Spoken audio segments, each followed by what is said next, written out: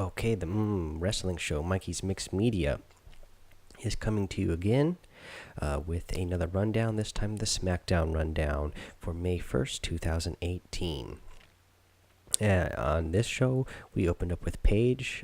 She's announcing that Shane McMahon, because of the bump he took at Greatest Royal Rumble, will not be on the show. He is injured, and so she's effectively going to be doing the show by herself now for a little while, which is great to me. And then the next thing we got after that, she announces that the Shinsuke Nakamura versus AJ Styles match at Backlash this Sunday is now going to be a no disqualification match because of what transpired at the Greatest Royal Rumble and the heat going on between the two men.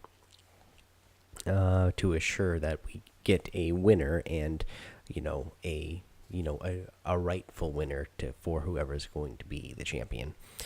So next up, we get the return of Miz TV to SmackDown Live. The Miz comes out and he effectively bans Daniel Bryan from being on Miz TV now for the time being.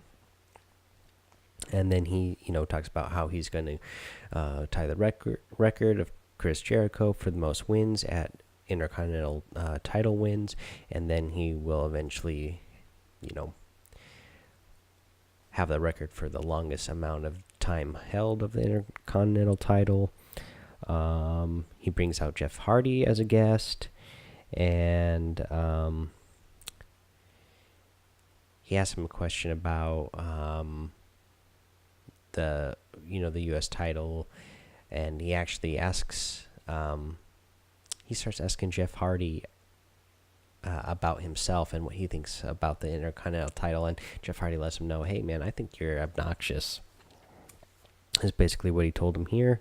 And then Miz brings out Randy Orton as well, and Miz is trying to create some heat between the two and saying, oh, Randy, you're disrespected because, look, you were number 9 on the SmackDown Top 10 Superstar list. And then Randy says what we all were thinking. It's like nobody cared or cares about that top 10 list. And then, he says everything's cool with Jeff. And, Miz is still trying to rile things up between them, trying to tell Randy to, that he needs to pull out the RKO, and Randy's like, I'll do it when I want to do it. And then Shelton Benjamin enters, and then he tries to get in the ring, but Jeff and Randy attack him.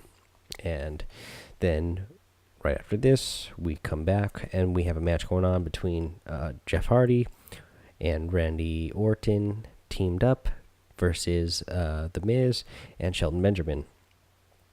Jeff Hardy and Randy Orton got the win here.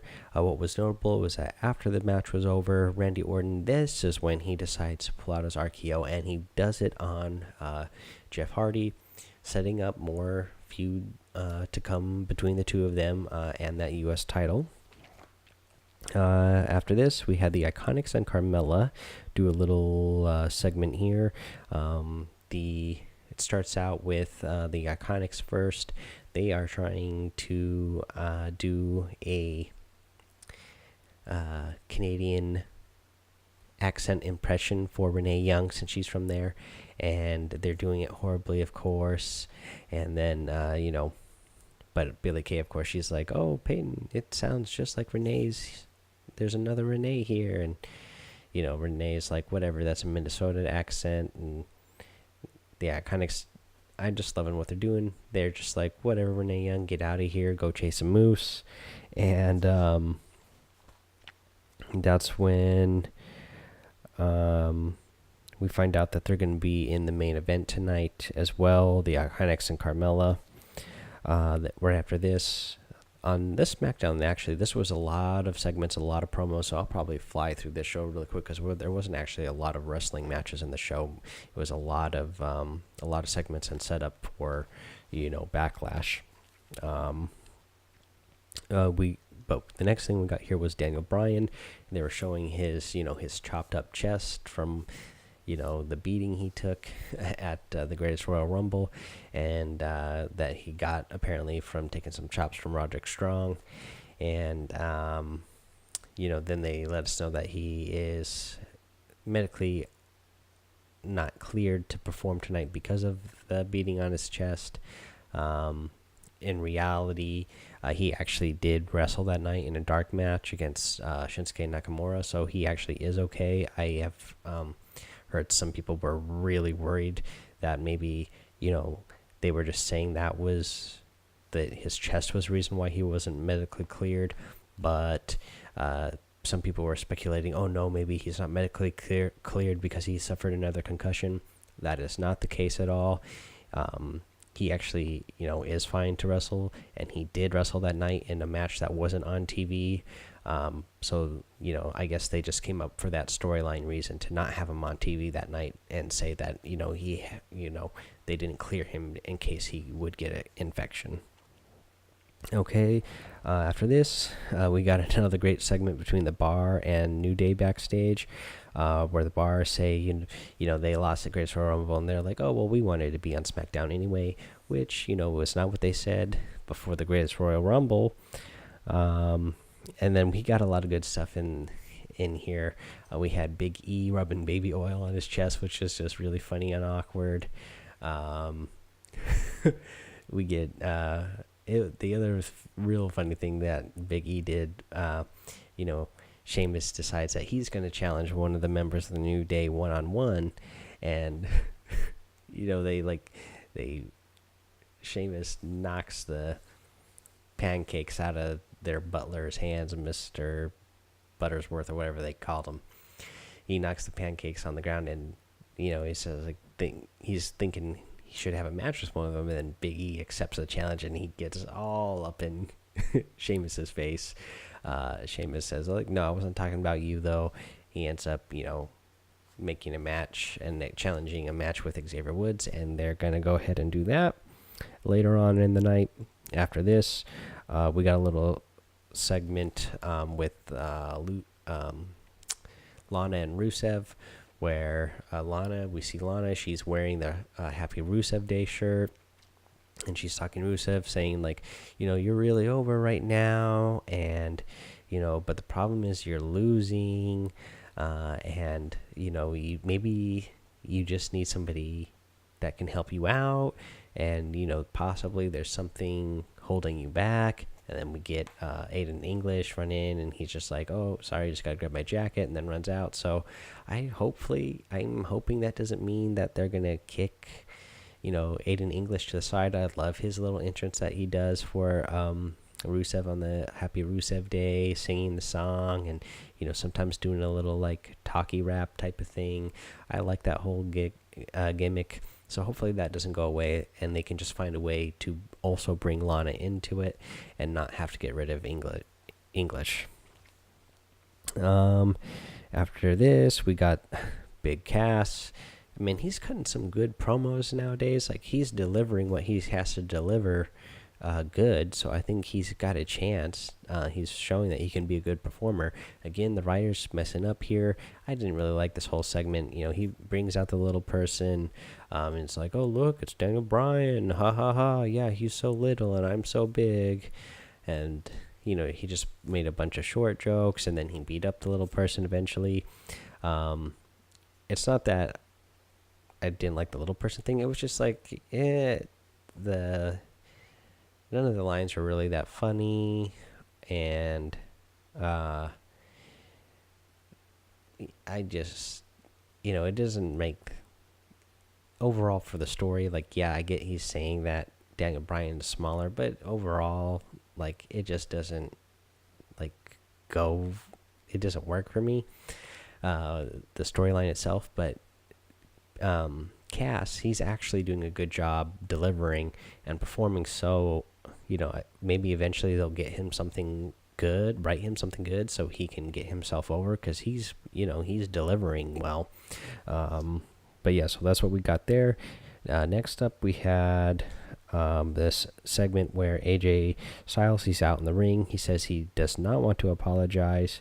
And then Samoa Joe says he's going to take the title for whoever wins it between Shinsuke and AJ this Sunday. Samoa Joe's going to take the title after that. He's going to beat the winner. And it seems like they're going to get something going on here, but then Shinsuke Nakamura runs in and gives AJ Styles a low blow, of course, as he has been doing all the time lately. Next up after this, we have our next match finally, which was Sheamus versus Xavier Woods. Xavier Woods got the win here. This was a really good match. I think setting up a feud between the New Day and the Bar is going to be a really good feud that I'm looking forward to in the future. I think both teams perform really well, so I'm excited to see that. Let's see here. Oh, then backstage we get Paige. She's with the other two members of Absolution who are on SmackDown now, and those two are making fun of Becky Lynch, and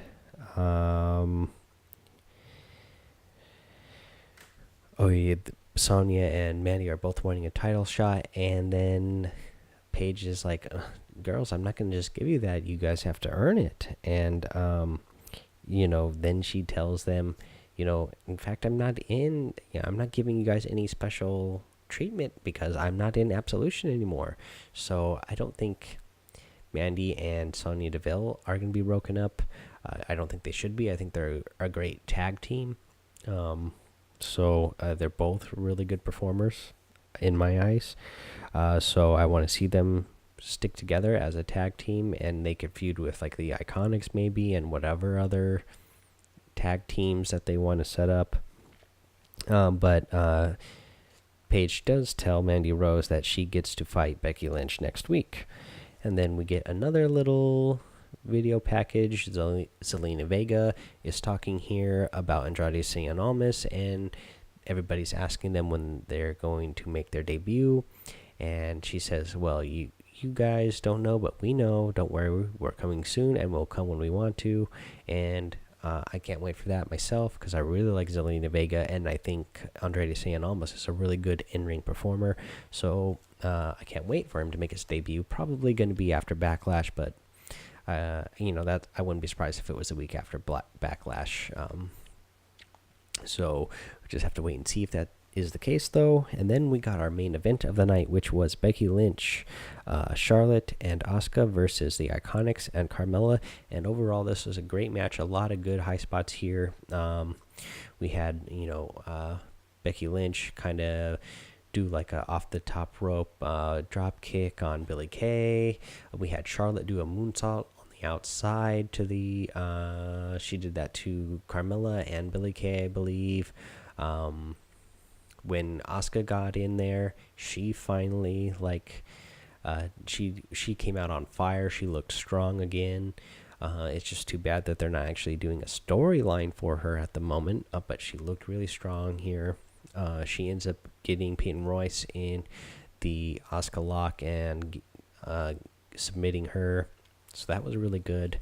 The announce team, though, and see, this is what I mean, they don't know, like the writers don't know what they're doing with Asuka, because the announce team, they even got on there, they're like, oh look, we could be starting another undefeated streak. She looked really strong here. Well, she can't start another undefeated streak. She's already been defeated. She could start another streak, a winning streak, but she's not going to go on another undefeated streak because she's already been defeated. So I think, again, loving Asuka. She came out on fire in this match. Charlotte was really on fire in this match with the high spots she did with that moonsault off the top rope to the outside, and then the other crossbody that she did over the top rope over the side apron to the outside. That was really good. So hopefully they will keep that up, and that they'll actually find something for Asuka to do storyline wise. But yeah, that was the end of the show. The match overall was really great. I feel like the Iconics performed really well, so did Carmella. Everybody who was in the match performed well in this one. Again, guys, thank you for checking out the SmackDown Rundown on Mikey Mix Media Wrestling Show. That's good stuff. Head over to YouTube, Twitch, you know, to get some more content from me. Again, I run a daily podcast called Daily Fortnite, which is, really taking off. Watch my Twitch stream over there as well of me playing Fortnite. Like, rate, review the this podcast, please, and share it with your friends as well. If you're watching this video on YouTube, please comment, like there as well, and share the video with your friends.